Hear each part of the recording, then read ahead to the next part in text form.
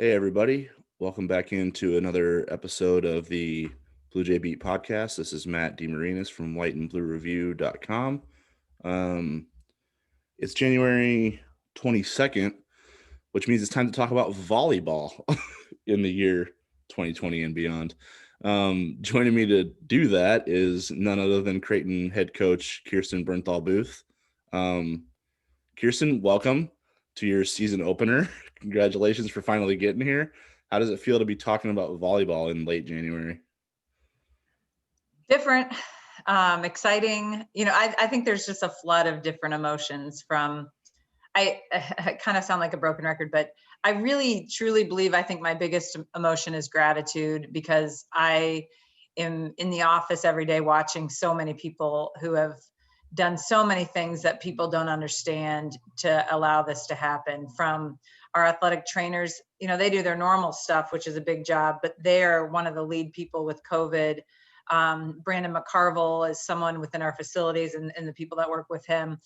He's just done an amazing job. To people up the ladder outside of athletics, Trisha Sherrard, all these people that have almost taken on 2 full-time jobs to make this happen. So, we're thankful to get to play. And Mac has talked about this, that you just wait for your next test. Well, that was today for us. Like, we tested yesterday, and we found out this morning that we got through everybody. And it is kind of that feeling of like, oh my gosh, we made it. And so, each game is exciting, and we're excited to get on the court. That's one thing that's, true to your word. It's not just coach speak. You do try to make sure your players are cognizant of the big picture and develop them beyond just what happens inside the volleyball, inside the lines, basically. Have you tried to, as you've done that with yourself, have you tried to convey that to the players too? Like, look, we have scouting report responsibilities here. We're going to worry about this. Like, there's going to be stress in terms of like what we're trying to do athletically, but don't lose sight of the fact that this isn't guaranteed for us. We're kind of getting a chance to do something that's, it's not a privilege because they work for it, but like it's not guaranteed that tomorrow is going to be what today is, basically. Absolutely. And it is a privilege. We are getting the opportunity to play. Georgetown in our league is not getting to play. Right. And so actually, you coach for long enough, you do different things each year, but this year our from a coaching standpoint, it's about gratitude. So we start the day with gratitude. Someone's in charge of bringing gratitude every day into our gym, and then other people can chime in with other things. And so we did it yesterday, and then I opened it up and I said, what else are we grateful for? And everyone was like, we get to play, so, it does feel different, Matt. I'm nervous like I normally am, but I think it is about thinking of the bigger picture. There's so many bigger things going on right now. We are losing so many people every day because of this virus, and we can't lose sight of that. Now, some might say, well, we shouldn't play because of that. I don't actually agree with that. I think we're doing it really safely. There's always the chance that it could spread, but it could spread with them at home. And I do think it's really good for them. And it's hard because when they're not practicing, they're not bonding the way that they normally do. And that's what we've tried to reinforce. We know it's hard. We understand that this is not normal.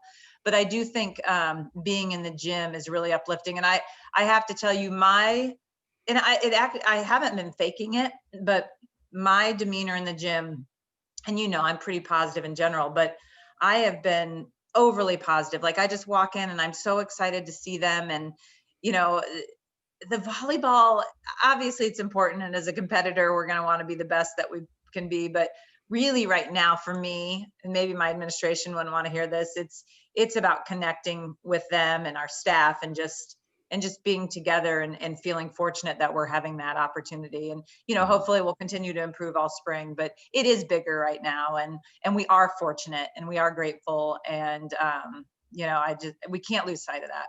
Yeah, I think that's one of the things that was really tough about just trying to find a way to forge forward in the middle of this pandemic as it's getting worse and worse, right? So you have to make sure you're doing everything safely because it can affect the health of the people involved. And it was tough because, like, all right, should they play? Should they not? And I think the best place to be is just to, if the players want to do it, they should be allowed to do it, I guess, if they can be safe doing it, because it's like you don't want them to, like you said, there is risk involved, even if you cut the cord and say no sports. So it's not like the virus goes away if they don't play or don't Right. practice. But then there's the stress of saying, well, this is a big part of their lives. What, how do they fill that void if they don't have that and they still have to manage through a pandemic? Like, what's the mental health toll? So that's, I think that it boils down to basically if the players want to play, if the schools are going to keep them safe, and if them and their families trust the protocols, then it's really not for any of us outside to say they shouldn't or they should. It should be up to them, I guess.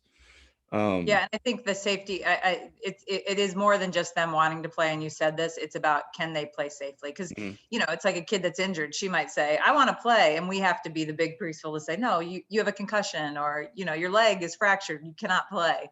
So there are times that we have to step in and say, no, but we're not seeing a lot of, even within my daughter's high school teams, that they don't have near the protocols that we do. That's Right, not where the spread's happening. I'm not saying it can't spread that way. right. There's definite risk, but I really do feel like we are doing it as safely as it can be done. But there's no question there's risk. Yeah, I mean it's uncontrollable. You just got to hope that it doesn't happen to you. Mhm. Um, let's run down this roster real quick because you guys are it's match day, right? You're playing a match today. Same day, Unbelievable. let's go. Let's First time go. in what, 13, 14 months? Is it that been that long? I haven't It counted. has been crazy. Every day feels like the same to me, the last whatever it's been.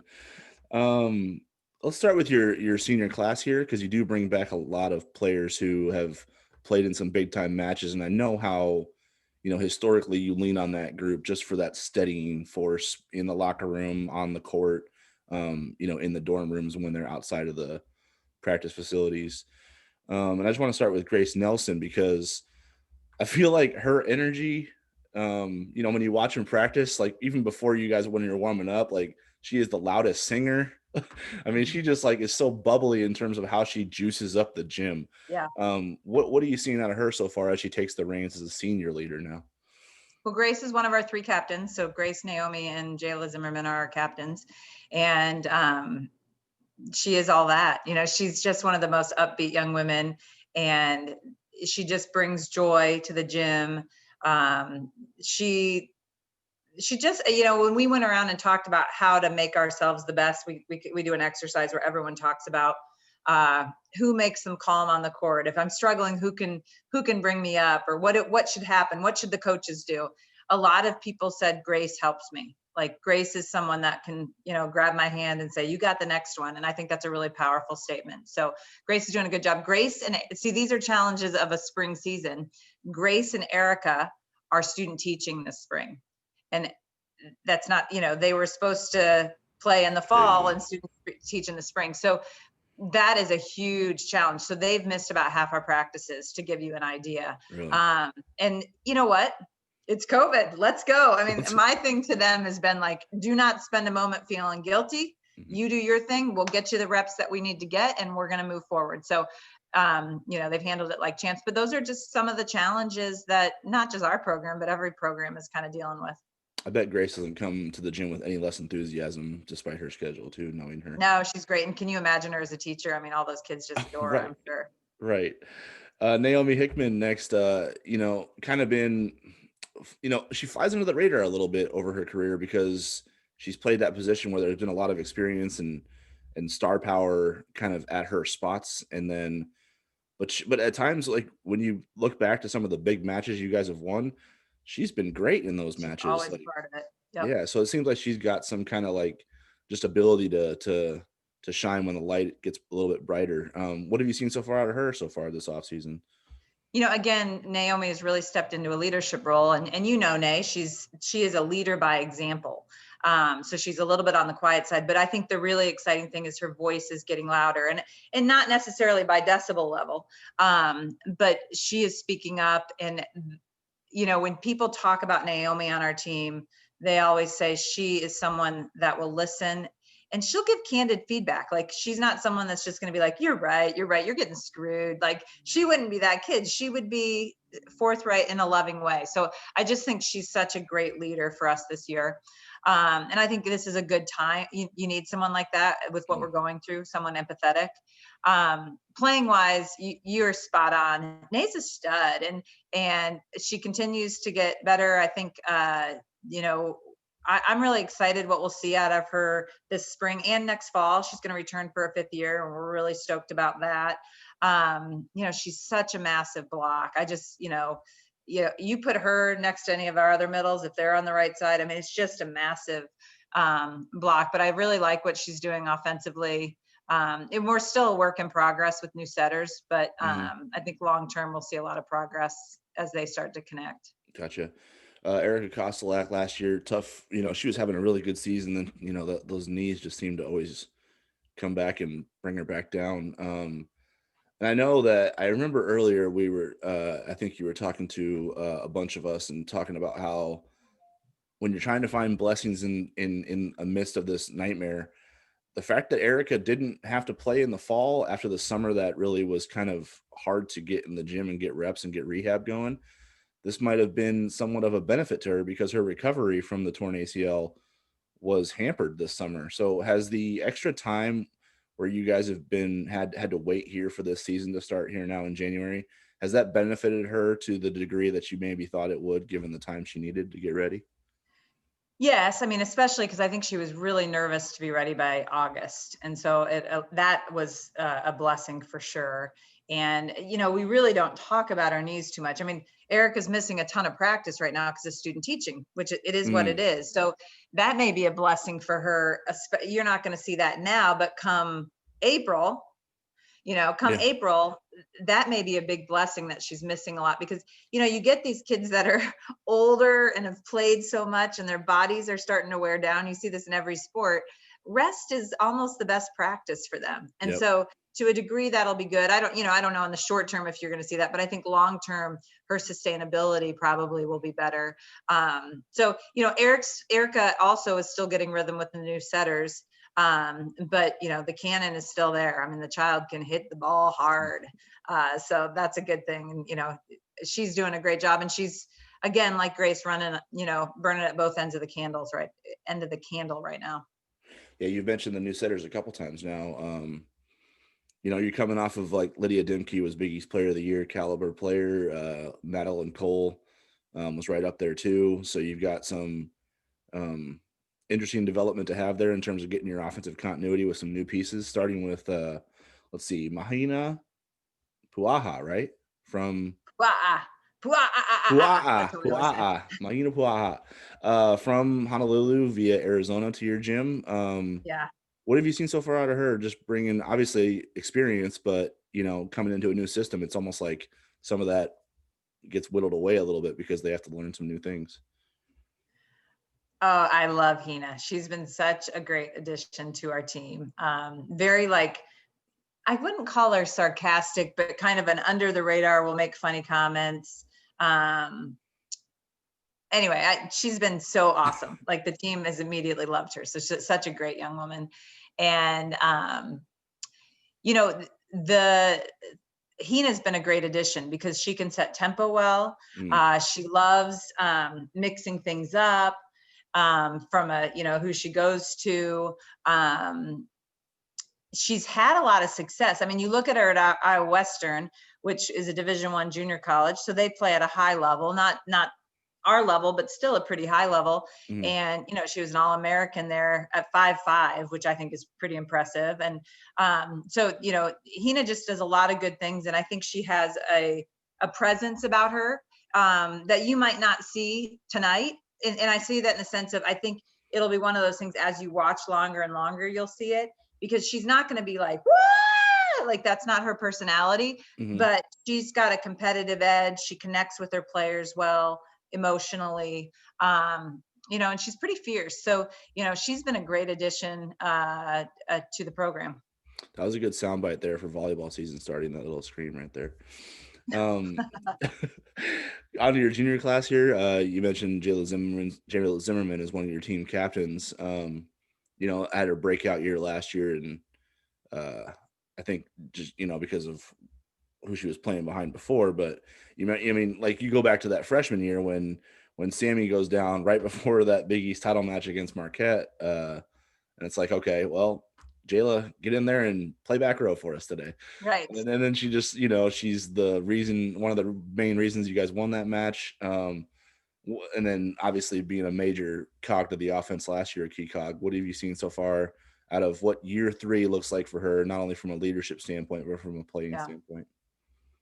Jayla is that glue kid that can do it all. She's a great passer, great defender, great offensive. She can, other than middle blocker, which I guess is, that's a third of it, but she's really good on the outside. She's really good on the right side. She's so versatile. She's got a good serve. So, she's just kind of the glue kid. And then I think maybe even I use the word glue because her mind she's a very even tempered kid, so she's emotional in the sense of she's positive, but if she makes a mistake, she's on to the next point. And those are the, in a sport of errors, the great players are the ones that can move forward after a mistake. And she does that well. And so, so Jay's, we're lucky to have Jayla on the team, and she's a captain and, being a leader for us in addition to a key cog for the team.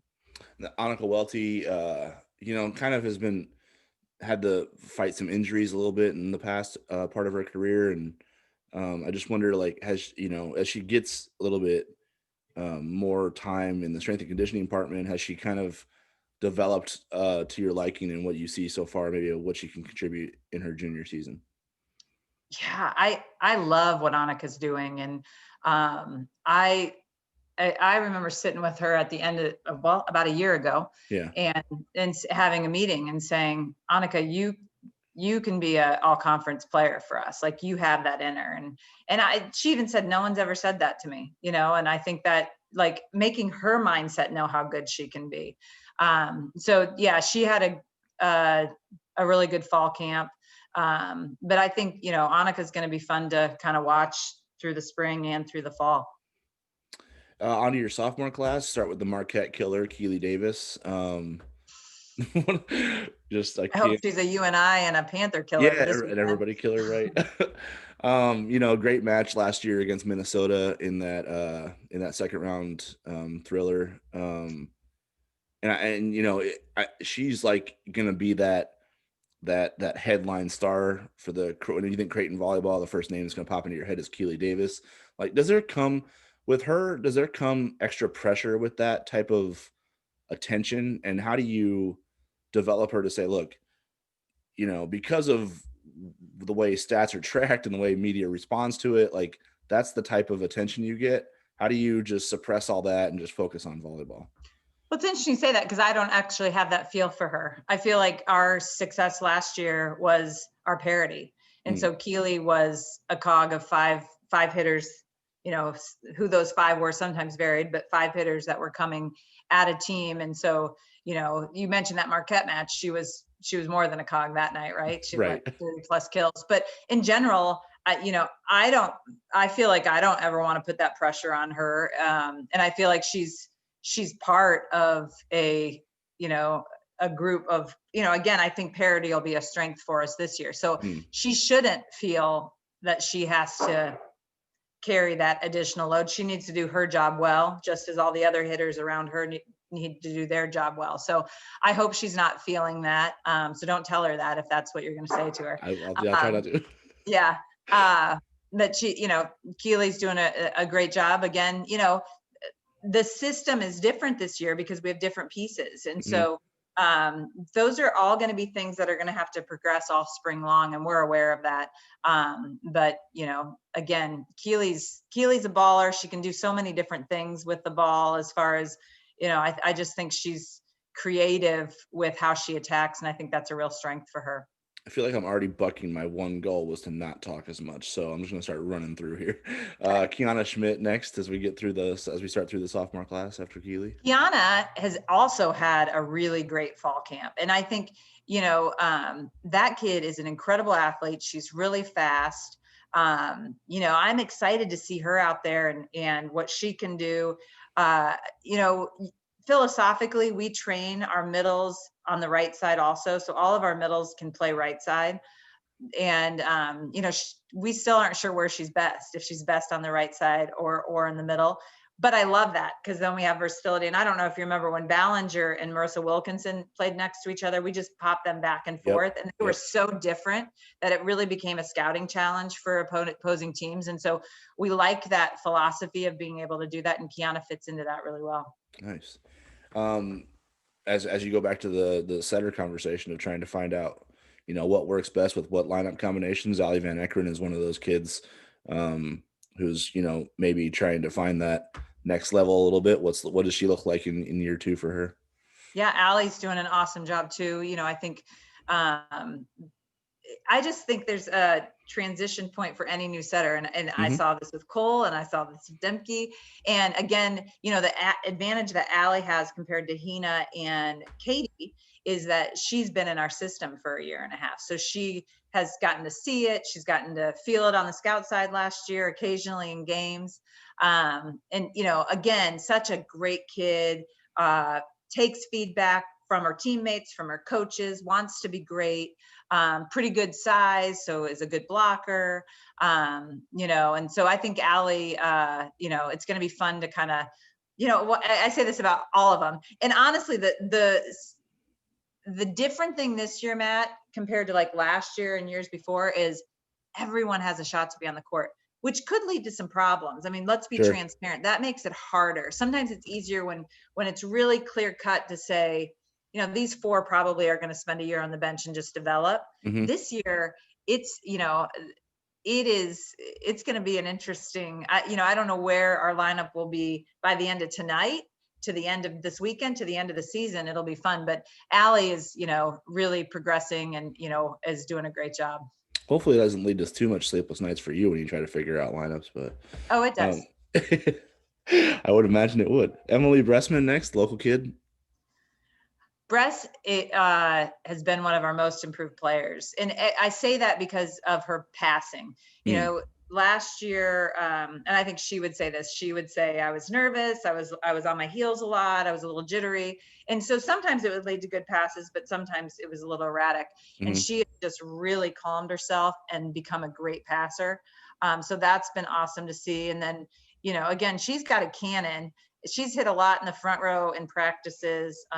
That girl can hit the ball hard. So, you know, out of the back row or the front row, there's some options there. And, you know, I'm excited for what Bress is doing too. Yeah, that was one of the funny things about last year is whenever you guys were on the road and you guys would tee up a out of system ball for a back row kill, and she would come up and bomb that thing. Like, whoa, that's a cannon out of there. What are they doing playing her in back row for? Well, she is the all-time kill leader at Omaha Marion High School. I mean, if people do their homework, they shouldn't be surprised, right? That's right. McKinney Krause next. Kenna, oh, sorry. No, you're Kenna good. also had a really big time fall. I mean, and you know, again, she spent a lot of time with Angie because Angie works with the passers so much. And she was someone that used a lot of arms, and her feet were a little bit erratic.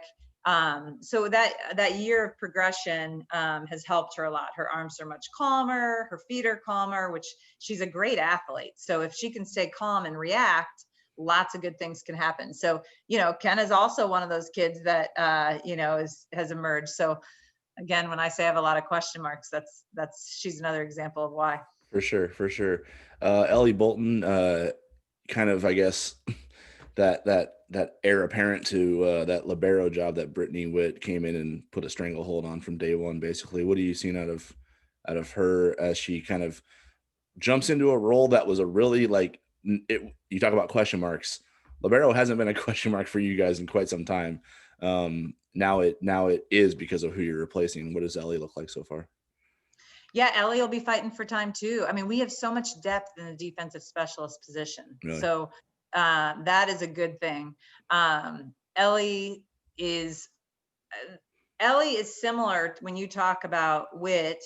One thing that Witt was great about was if Witt ever was struggling, you could never see it. She kind of like what I talked about with Jayla, like she just has the head, because if you struggle as a libero emotionally, it just doesn't work. You have to have someone that is just really mentally tough. And Ellie is that kind of kid. the fall has been really good for her. That transition from high school to college for all our freshmen that came in and played right away from, I mean, most recently that I can, my short-term memory is Kate, and then Kate Elman, and then Brittany Witt. There is a progression because the pace is so much faster. The serves come so much harder. And like those two, Ellie played at a very high level club, but it's just different. It's just different. And so getting used to that. And so normally in the fall, we don't break down any skill. And this fall, we were able to break down some skill with some of our freshmen, actually all of our freshmen. And, so that's still been a work in progress, but I think we're seeing a lot of progress from her and really excited about her future. Yeah, I think that's one of the things that is a part of sports that translates from one sport to the next that people kind of wonder about. Like, how does pace of the game, how do volleyball players struggle with the pace of the game and the difference? Well, because it's not contact. They're not going against each other. They're not having to try to keep up with faster athletes. It's not about that. It's like you have to read the other side of the floor better. You have to read your own side of the floor to see where the opens are for players to attack. And then the ball is coming a lot faster and harder than it ever has been in your life. Yeah. So If you're used to being up, like split stepping late, you're screwed. Like you have to be balanced on contact. That's been a big theme for all of our defenders so far, that we're a little late with our split steps and we're not balanced. Gotcha. How's Kiara Reinhardt look so far? Kiara's also been awesome. Another really feisty, in a good way, like competitive kid. And, I just think she's got really good feet. She's big, not like as broad as Naomi, but bigger than Annika, kind of in between those two. 6'3", long arms. Again, can hit out the right side or the middle. Really high contact point. I think she's got a really big upside, and we're excited about her too. Yeah, you like that versatility and the ability to hit in the middle and the right side. Do you see that in high school, or does it not show up until you experiment with it in your own gym when you get them on campus? I would say probably more the latter. Sometimes you see kids play both positions and you're intrigued by that, but I can't say we gear toward that. I think,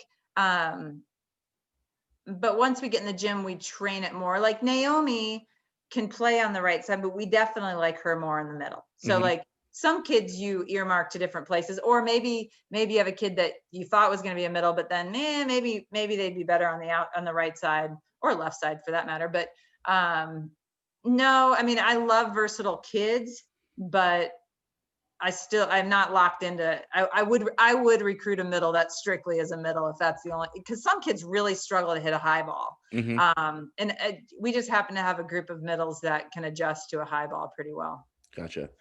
Megan Scosindi, from Scott, right? So she's one of those, like you're talking about throughout the years. If we've listened to you properly, you love to recruit winners, just because when it's all coming down, when the fire's as hard as it can get, you just love those intangibles because you feel like they rise to the surface as much as the talent and the skill does. What have you seen so far about what Megan adds to your team coming from a program like that? I think Megan's got a ton of potential. She's doing a lot of good things. She might be our most improved passer from August to now, and her numbers dictate that. So that's been really exciting. And again, everyone kind of comes in with different form passing, and some skills we will do things different ways. Passing, we kind of have a way that we like to train passing. So when they come in, there's a lot of breakdown. And so she, we always tell them you're going to get worse before you get better. And I think she's starting on that better path already. So that's been kind of exciting. And I think she sees that. Megan, is geared a little bit more toward the back row, but also is training in the front row.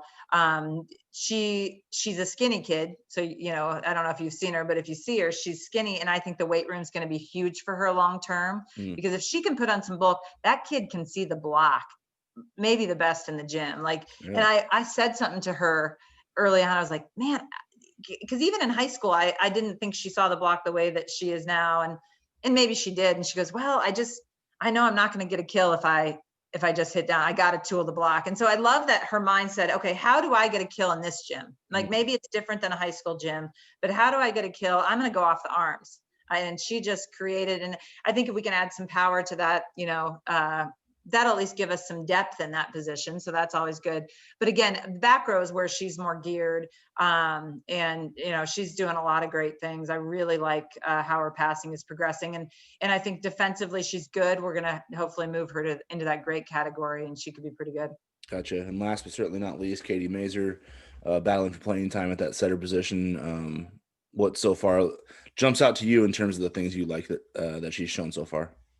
We hadn't seen Katie a ton, and we've been really impressed by her. When you see her play, she likes tempo. So she fits into our system pretty well as far as a tempo. She's a good defensive player that will shock you. So she'll look, and then, she'll be in that right back spot, and she just makes plays over and over. And I think the teams, it's like one of those, Katie, but then she's doing it repeatedly, like she's making those plays. So but again, a great addition to the program. And so, that's the good thing. We've got 3 great setters that, will be duking it out. And, those are the fun and stressful decisions that will be in front of us. Gotcha. Thanks for running down the roster. Before we go, I got to ask, like, your non-conference schedule. I'm just like, way to go. How did you guys work out hey, well, what if we just make like some of the really good RPI boosting Big East teams part of our non-con, since we can't go after some of these heavyweights? How did that come about? Well, Ryan Tice, the head coach at Marquette, we said whoever doesn't host conference, so Marquette got the host, which was advantageous to them, of course. We said, let's try to play. And Tice, I have to say, Tice has been probably even more locked into RPI matches than I have. And, normally I'm like really into that. So they said, yeah, they're willing to come. And I mean, it's a no brainer from our standpoint to get Marquette. And, we just I think Creighton and Marquette, as much as you want to beat each other really bad, we both have great respect for each other in our programs. And I think our players do too. So that worked out great. South Dakota is going to be good this year. So that's going to be a great RPI game. UNO is going to be really good this year. They return almost everyone. Northern Iowa. So yeah, you have been around these regional teams are all RPI juggernauts. So as much as people might look and say, oh, it's not the schedule that they usually have. Yeah, it is. I mean, we could go over, or we could win some matches. We're hoping we lodge a couple wins on the journey. Yeah, I'm not gonna lie. I was thinking, like, they're not gonna, no USC, no Kentucky, no Nebraska. Like, what's Kirsten gonna pull out of her hat to make this thing? Because I know how, like you said, I know how focused you are on RPI. And then when you guys put it out, I'm like, dang, they could probably lose a bunch of those. Like, she found a way to put a tough schedule together. There's no bad team in that lot. Yeah. I think my philosophy was different this year, obviously. And it is, I think we have put ourselves in a position, if we were to have a really, really good non-con, which is going to be really hard. I mean, let's be honest. But if we had a really good non-con, we would be in that at-large hunt, I think. But with only 48 teams this year, the fortunate thing, I think, is the fact that we get to have a Big East tournament. So, we need to qualify for that. That needs to be our number one goal, and then have a great weekend. I mean, that's our best path, I think, to getting into the NCAA tournament. And then this is another path by the schedule we've been fortunate enough to put together, is that this is another path if we can have success over the next couple weeks. Cool. Well, I appreciate your time. Go get some rest. Go do whatever your mind does before a match on match day. I appreciate you sitting down and running down the roster and killing a half hour of your normal match day process. But it was a great conversation. Appreciate it. All right. Thank you, guys. Good luck tonight.